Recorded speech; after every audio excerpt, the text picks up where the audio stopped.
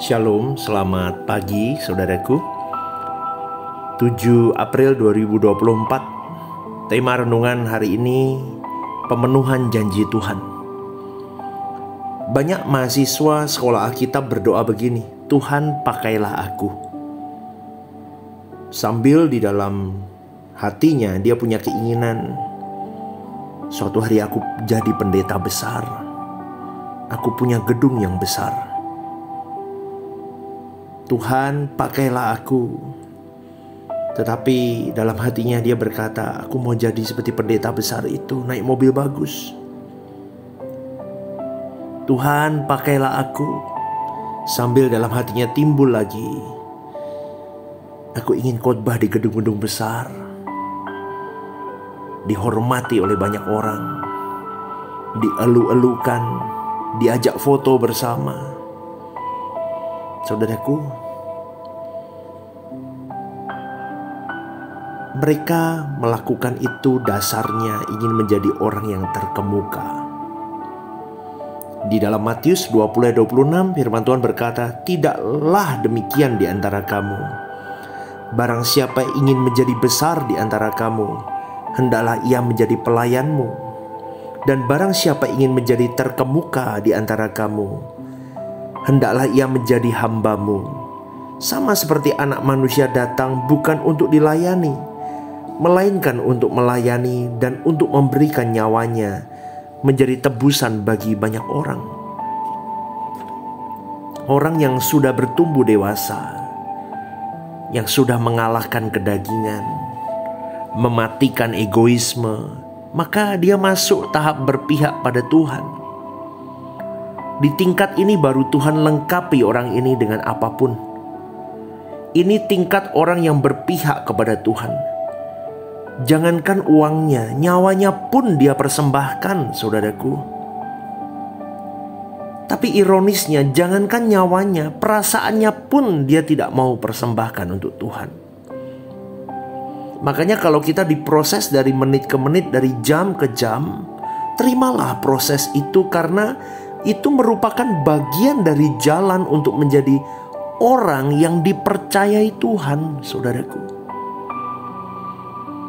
Tidak gampang kalau engkau tidak berani memberikan segenap dirimu dan hidupmu. Engkau tidak akan pernah bisa diproses dan dipercayai Tuhan suatu hari nanti. Maka untuk orang Kristen yang belum dewasa, kita bertanya, apakah Anda percaya kepada Tuhan? Apakah Anda percaya Yesus menderita untuk keselamatan manusia? Namun kalau sudah dewasa, pertanyaannya begini, apakah Anda bisa dipercayai Tuhan? Nah, itu Anda yang bagian mana, saudaraku?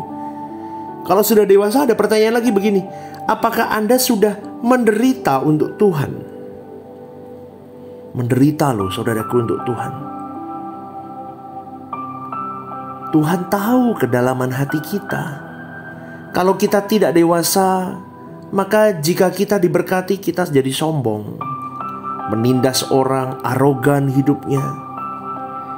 Bersyukur kalau kita menghadapi kesulitan daripada tidak punya kesulitan, saudaraku.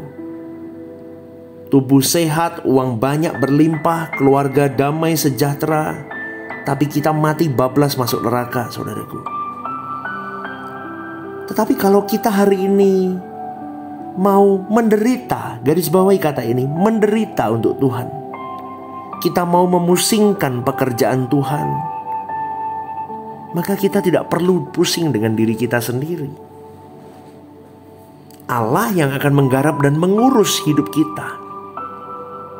Sekecil apapun, Tuhan bisa menjadikan kita sebagai alat di dalam tangan Tuhan, saudaraku. Tidak ada yang dibuat sia-sia. Kita tidak akan pernah pensiun sampai jantung kita berhenti berdetak. Selama kita masih punya nafas, kita harus berguna untuk pekerjaan Tuhan. Maka karakter kita harus diperbaiki terus. Tuhan mau menjadikan kita instrumennya.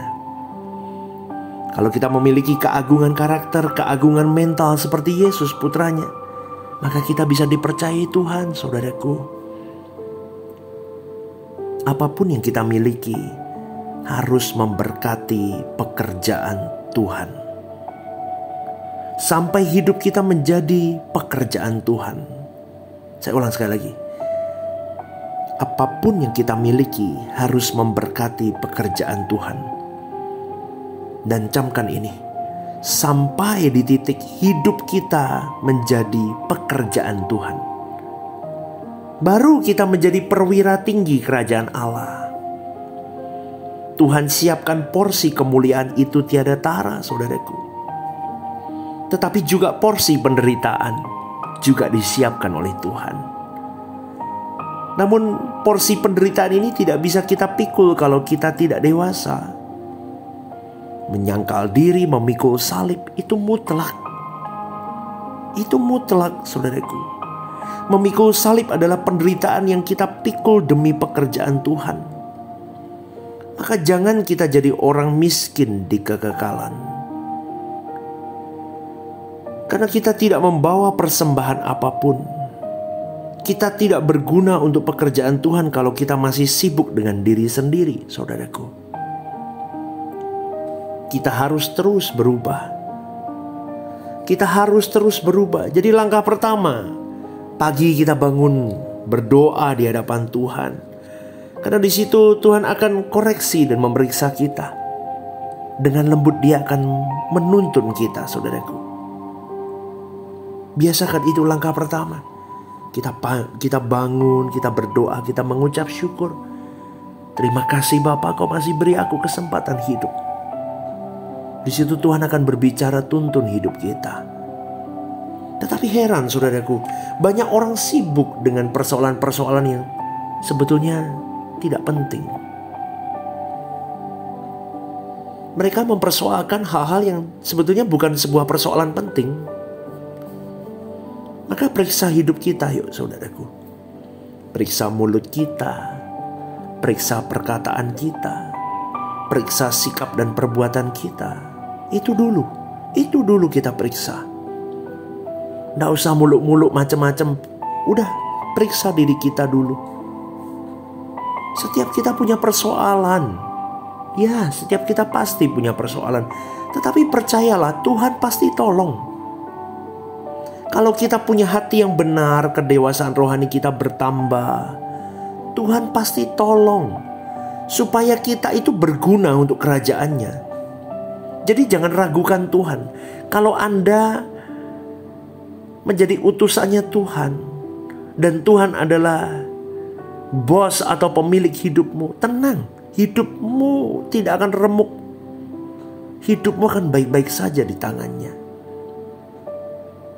Ingat saudaraku, kita bersyukur karena Tuhan itu masih berbelas kasihan, memberi kita kesempatan bertobat, berubah terus, saudaraku. Maka sekarang kita berusaha yuk untuk menyelesaikan apa yang harus kita selesaikan dalam diri kita. Yaitu diri kita sendiri, mulut kita, sikap kita, perbuatan kita. Sampai dikoreksi di titik hati dan karakter kita.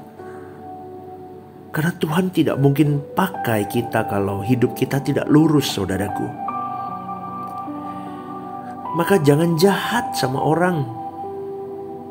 Jangan jahat, saudaraku. Kadang saya heran, di dunia pelayanan pun banyak orang yang berusaha untuk menghancurkan pelayanan itu tanpa dia sadari.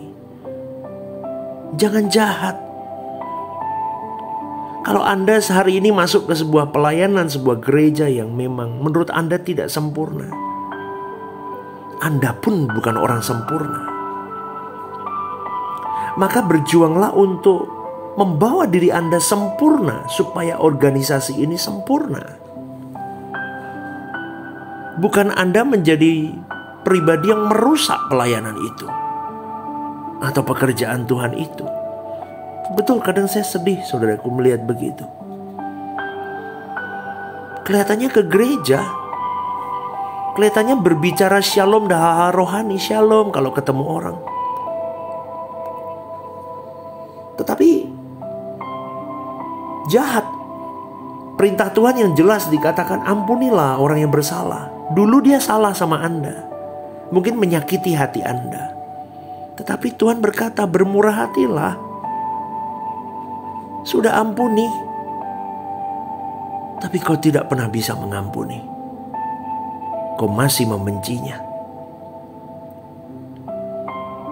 Dan banyak orang yang mengaku percaya orang Kristen, anak Tuhan lah, ini dan itulah, tidak pernah bermurah hati kepada orang yang susah hidupnya.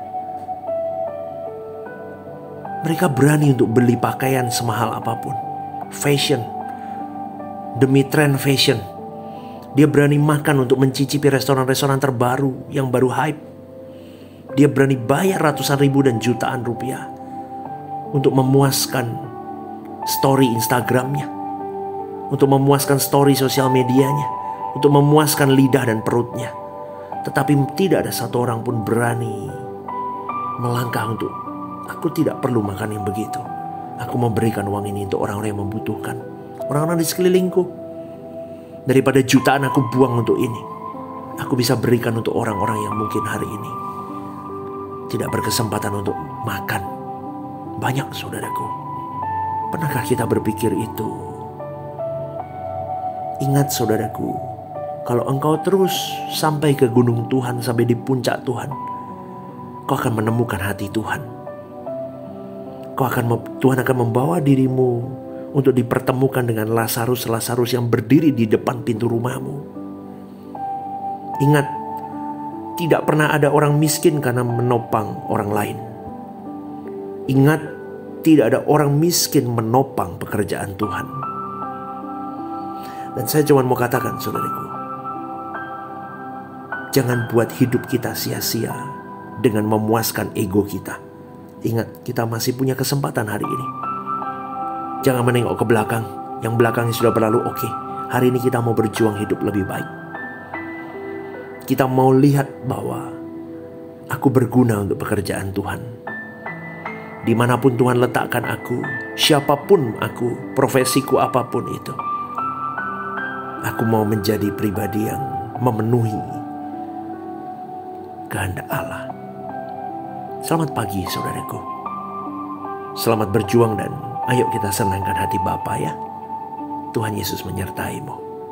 God bless you.